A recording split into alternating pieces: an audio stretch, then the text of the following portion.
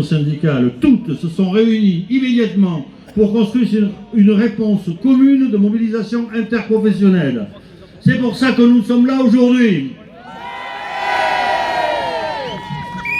Cette réforme, elle va frapper de plein fouet l'ensemble des travailleuses et des travailleurs, et plus particulièrement celles et ceux qui ont commencé à travailler tôt, les plus précaires, dont l'espérance de vie est inférieure au reste de la population, et celles et ceux dont la pénibilité des métiers n'est pas reconnue. Elle va aggraver la précarité de celles et ceux n'étant déjà plus en emploi avant leur retraite, et renforcer aussi les inégalités hommes-femmes. On nous dit une réforme nécessaire du point de vue économique? Non. Contrairement au discours gouvernemental d'une réforme nécessaire, il n'y a aucune urgence économique. Le système des retraites aujourd'hui est excédentaire. Il retrouvera l'équilibre dans toutes les hypothèses entre 2035 et 2070. Le rapport du Conseil d'orientation des retraites ne dit pas autre chose. Par contre, s'il y avait besoin de combler des déficits épisodiques, d'autres financements sont possibles. Hausse minime des cotisations salariales et patronales, remise à plat des exonérations de cotisations, lutte contre la fraude fiscale, mise à contribution du capital à travers des prélèvements sur les dividendes des actionnaires. Juste un exemple.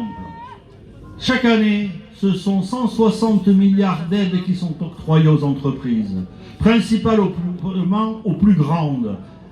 Ce chiffre de 160 milliards, c'est 2,5 fois le budget de l'éducation nationale. C'est 16 fois le déficit du système de retraite prévu en 2023. Faire porter cet effort sur les seuls salariés est un choix politique délibéré.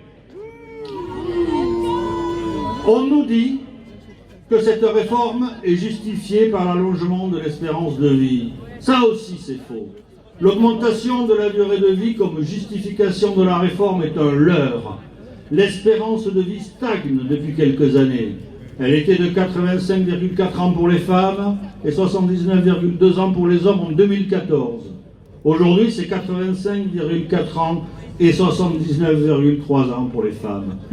À 62 ans, 25% des hommes les plus pauvres sont décédés, contre 5% des plus riches. Entre 55 et 64 ans, près de la moitié des salariés subissent un arrêt de travail imposé, que ce soit par le chômage, la maladie ou autre chose. Comme l'a montré déjà l'index sur l'égalité entre les femmes et les hommes, qui a eu un effet nul sur la situation concrète des femmes dans les entreprises. Une réforme égalitaire, justement, entre les femmes et les hommes? Écoutez, à l'heure actuelle, si les salaires des femmes sont inférieurs en moyenne de 22% à ceux des hommes, l'écart est encore plus important concernant les pensions. C'est-à-dire que c'est la question de l'égalité femmes-hommes sur ce type de réforme est fondamentale. L'allongement de la durée de cotisation est injuste.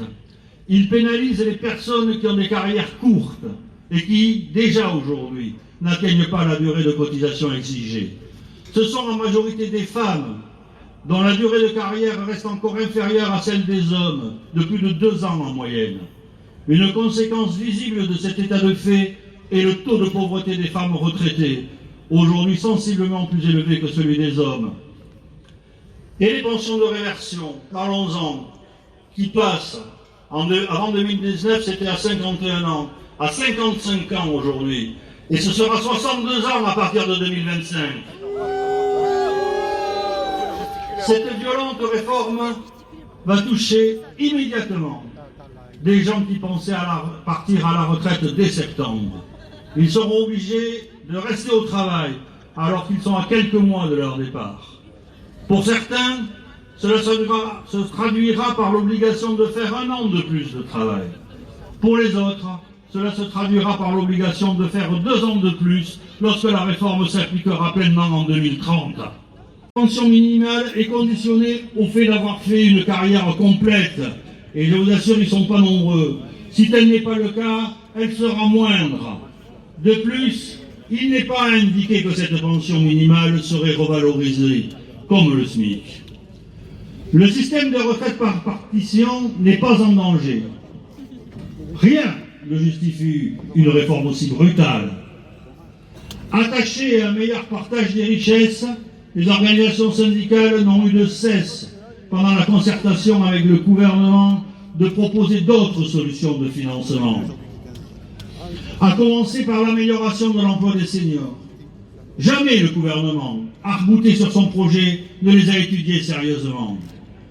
La grande avancée civilisationnelle qu'a apporté la retraite par répartition a été de faire de cette période de la vie, non pas l'antichambre de la mort comme on nous le promet, mais une phase de la vie où encore en relative bonne santé, nous pouvons nous adonner à des activités sociales libres. C'est cette avancée que toutes les réformes néolibérales remettent en cause, en voulant nous faire travailler toujours plus pour la plus grande profitabilité du capital. Parce que nos organisations syndicales représentent l'ensemble des travailleurs et des travailleuses, des demandeurs, des demandeuses d'emploi, des retraités, nous donnons aujourd'hui le départ d'une puissante mobilisation sur les retraites qui s'inscrit dans la durée.